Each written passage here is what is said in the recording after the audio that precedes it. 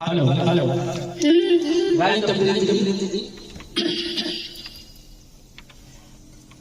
रुकी सर खोखी हो गया है नहीं नया साल क्या रहा हाँ अच्छा अच्छा बुला दो मिले हमारे मिली हमारे के गिटी ने खबरिया बता मिली हमारे के गिटी ने खबरिया बता नए साल में लभर मोरे घर आवता मिले हमारे से उतार बढ़िया बता नए साल में लभर मोरे घर आवता नया साल 24 में क्या लिखल है बगाना राजू जी राजू जी बढ़िया राजू राजा हाँ अच्छा चलिए आइए कभी पानी तो तरबिया के पैसा डालो सके आज मिली हमारे के गिटी ने खबरिया बता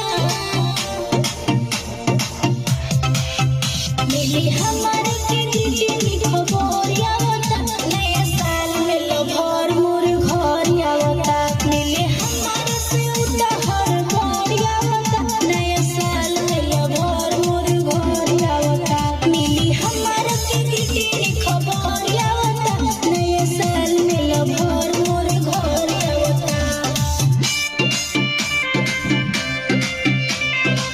बहुत बढ़िया चलिए अंतरा आज बड़ा खुश है कुछ मिला चलिए अंतरा के कमरा प्यार में पार सब हद कइलन हमर मन गदगद कइलन सब कुछ पाले हमरा जाओ विश करे गोदिया में आ जाओ क्या बात है बहुत बढ़िया चलिए रेडी प्यार में पार सब हद कइलन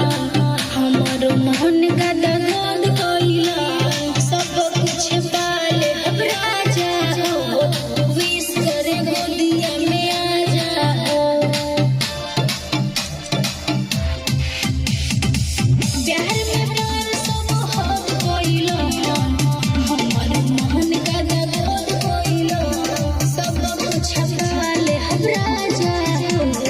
विश करे गोदिया में आ जाओ उनकर रूपवा देखे है मन भावता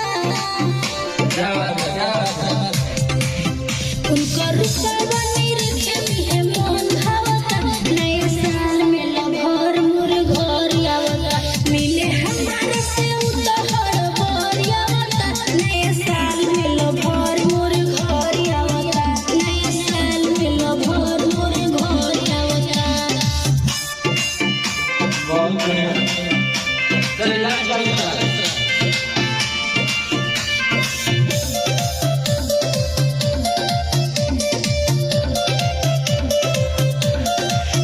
प्रीति राज के डीजे कमलेश लगोता तो कुछ करी विशेष करी शर्ट पहनी घरे आइले हमारा के दिलवा में बड़े धइले प्रीति राज के डीजे कमलेश लगोता तो कुछ करी विशेष करी शर्ट पहनी घरे आइले हमारा के दिलवा में बड़े धइले उनका दीवाना के हो नजरिया उनका दीवाना के हो नजरिया नए साल में लभर मोर घर आवता मिले हमार से उतार बढ़िया आवता नए साल में लभर मोर घर आवता नए साल में लभर मोर घर आवता घर हो गई बहुत अच्छा लगा ठीक बाय